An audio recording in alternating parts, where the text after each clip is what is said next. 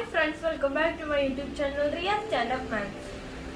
In the second question, second question, a square is drawn on the altitude of an equilateral triangle of side 2 meters.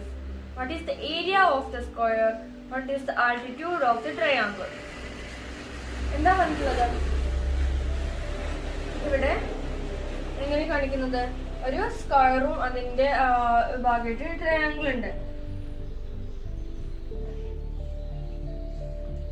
ഒരു square പിന്നെ ഒരു triangle. ഈ triangle എന്താണ്? Equilateral triangle ആണെന്ന് ഇതിന്റെ ഒരു side വന്നിട്ടുണ്ട് 2 മീറ്റർ. ഇക്വലാറ്ററൽ ട്രയാങ്കിൾ ആണെന്ന് പറഞ്ഞിട്ടുണ്ട്. A square is drawn on the altitude of equilateral triangle of side 2 meter. ഒരു സൈഡ് 2 മീറ്റർ. അപ്പൊ അതിന്റെ ബാക്കിയുള്ള സൈഡും എന്തായിരിക്കും? 2 മീറ്റർ ആയിരിക്കും അല്ലെ? കാരണം ഒരു ഇക്വലാറ്ററൽ ട്രയാങ്കിൾ ഈ ഒരു ഭാഗം 2 മീറ്റർ, ഇതും 2 മീറ്റർ, ഇതും 2 മീറ്റർ. ഓക്കെ, അപ്പോ നമുക്ക് എന്ത് ചെയ്യാം?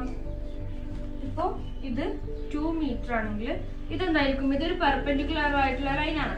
അപ്പൊ ഇത് 1 മീറ്റർ, ഇതും 1 മീറ്റർ ആയിരിക്കും. ഓക്കെ, എന്ത് ചെയ്യണം? ഇതിന്റെ ആൾട്ടിറ്റ്യൂഡ് കണ്ടെത്തണം. ഓക്കെ, ഇതിപ്പോ ഈ ഒരു ട്രയാങ്കിൾ ഞാൻ ഇങ്ങോട്ട് എടുത്ത് എഴുതാം, വരയ്ക്കാം.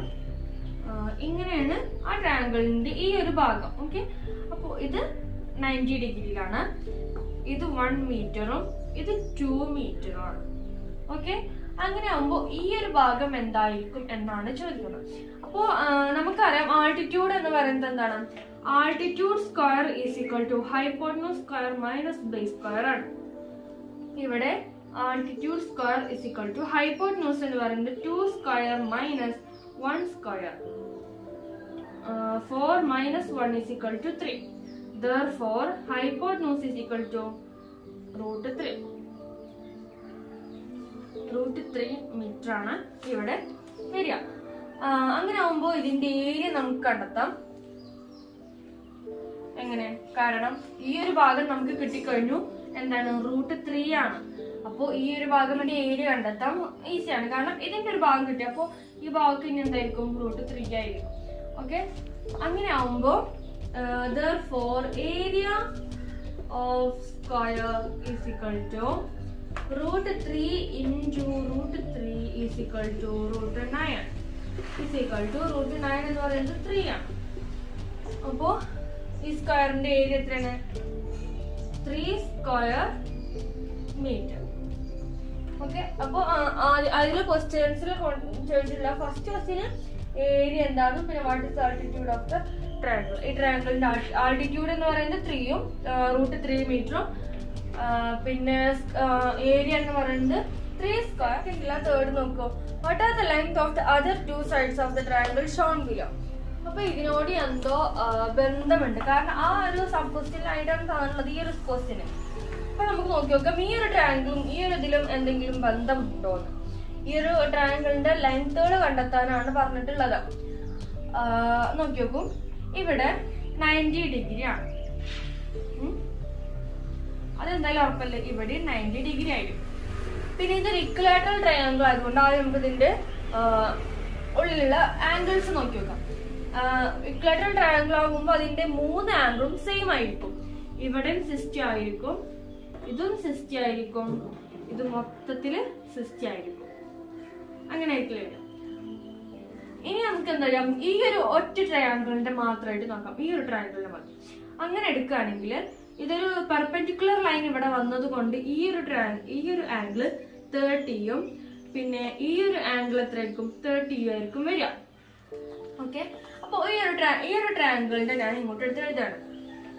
ഇങ്ങോട്ട് എടുത്തിട്ട് വരയ്ക്കാം.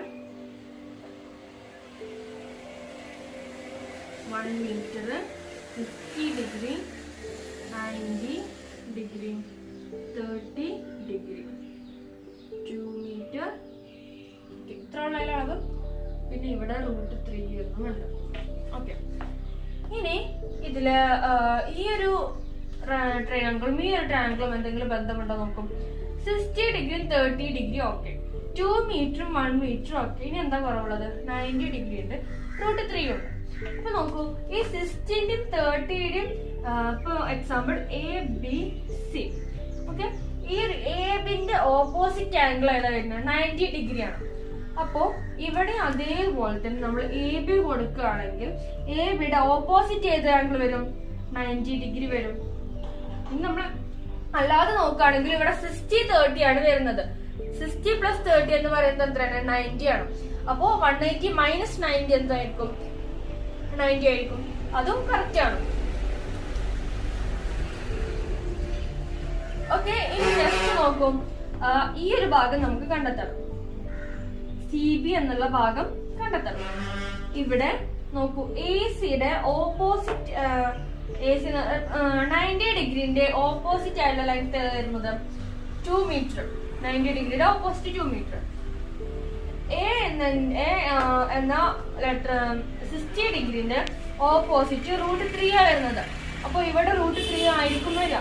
നമുക്ക് ഇതിന്റെ ഇത് ആൾട്ടിറ്റ്യൂഡ് ആയിട്ടായിരിക്കും വരിക. ഓക്കെ, അങ്ങനെ വേണമെങ്കിലും കണ്ടെത്തി നോക്കാം നിങ്ങൾക്കാണെങ്കിൽ. അപ്പോ നമുക്ക് ഈസി ആയിട്ട് എന്ത് ചെയ്യാം? ഇത് സെയിം ആണെന്ന് അറിയാം നമുക്ക്. കാരണം ഒരേ ഡിഗ്രി മെഷർമെന്റ്സ് ആണ് ഇവിടെ വരുന്നത്. 2 മീറ്റർ 1 മീറ്റർ അതേപോലെ തന്നെയാണ്. അപ്പൊ ഇവിടെ എന്തായിരിക്കും? √3 ആയിരിക്കും. സംശയം വേണ്ടല്ലോ. അപ്പൊ അതിന്റെ ലെങ്തുകളല്ലേ ചോദിച്ചിട്ടുള്ളത്?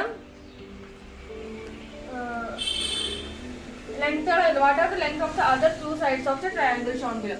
ഈ ട്രയാങ്കിളിന്റെ ബാക്കിയുള്ള സൈഡ്സ് എന്തായിരിക്കും എന്നാണ്. ഇവിടെ 1 മീറ്ററും ഇവിടെ √3ഉം. ഇത്രേ ഉള്ളൂ അതില്. ഇനി തേർഡ് ക്വസ്റ്റ്യൻ നോക്കാം. We have seen in class 8 that any odd number can be written as a difference of 2 perfect square. The lesson identities. Using these draw squares of area 7 and 11 square centimeter. നമ്മൾ class 8 പഠിച്ചിട്ടുണ്ട്. Identities എന്ന് പറയുന്ന chapter പഠിച്ചിട്ടുണ്ട്. അതിലെങ്ങനെയാണ്? അതിൽ പറഞ്ഞിട്ടുണ്ട് രണ്ട് അടുത്തടുത്തുള്ള perfect square minus അതിന്റെ different എന്ന് പറയുന്നത് ഒരു ഓഡ് നമ്പർ ആയിരിക്കും. രണ്ട് അടുത്തടുത്തുള്ള പെർഫെക്റ്റ് സ്ക്വയർ അത് മൈനസ് ചെയ്താൽ എന്തായിരിക്കും? ഓഡ് നമ്പർ ആയിരിക്കും. ഓക്കെ, അപ്പൊ ഇവിടെ എന്താ പറഞ്ഞിട്ടുള്ളത്? നമ്മളോട് പറഞ്ഞിട്ടുണ്ട് രണ്ട് സ്ക്വയർ വേണം. അതിന്റെ ഏരിയ എന്ന് പറയുന്നത്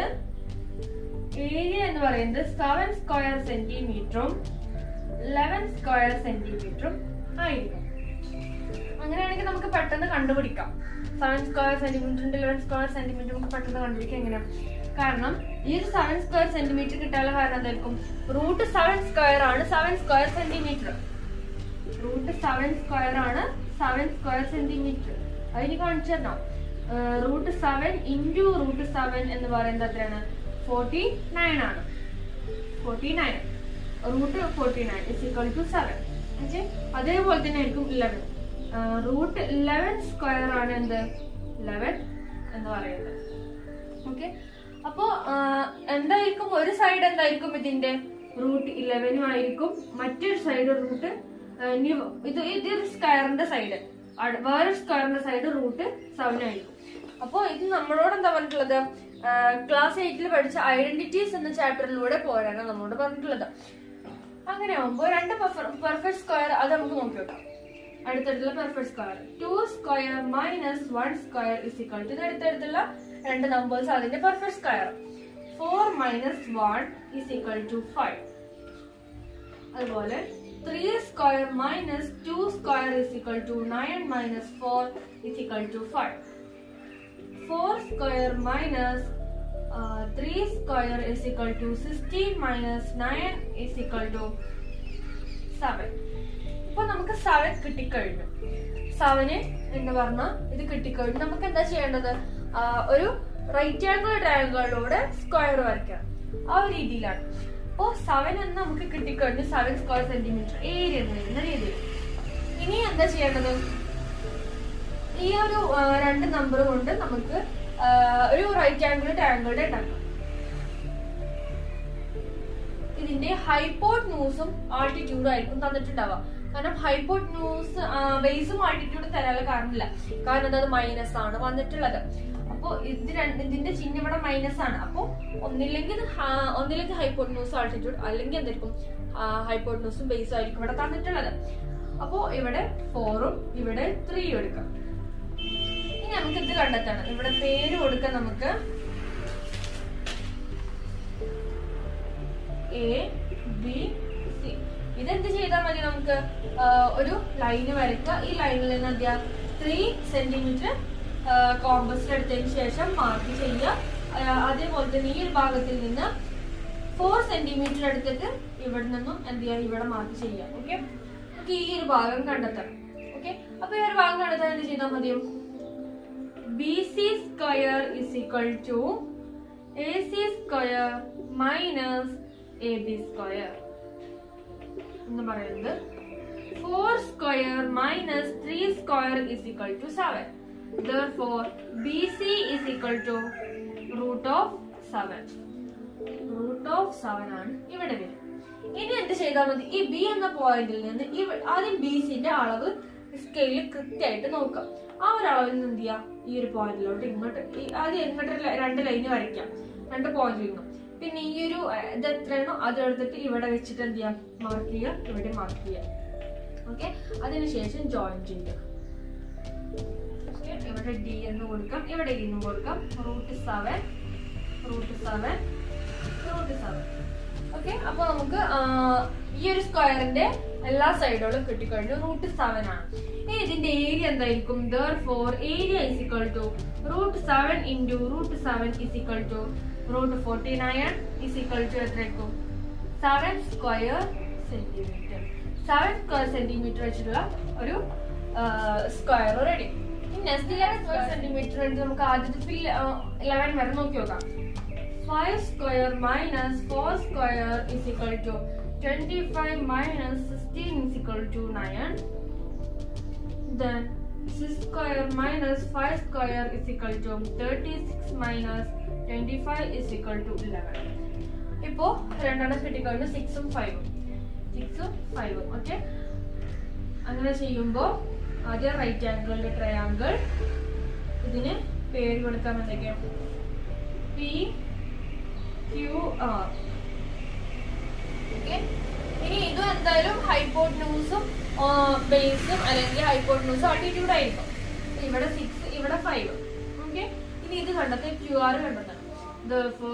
അതും തന്നെ ആയിരിക്കും, ഇനി നോക്കേണ്ട ആവശ്യമൊന്നുമില്ല, റൂട്ട് 11 തന്നെ ആയിരിക്കും അതും വരിക. വേണമെങ്കിൽ നമുക്ക് നോക്കാം. QR square is equal to PR square minus PQ square is equal to 6 square minus 5 square is equal to 11. Therefore, QR is equal to root of 11.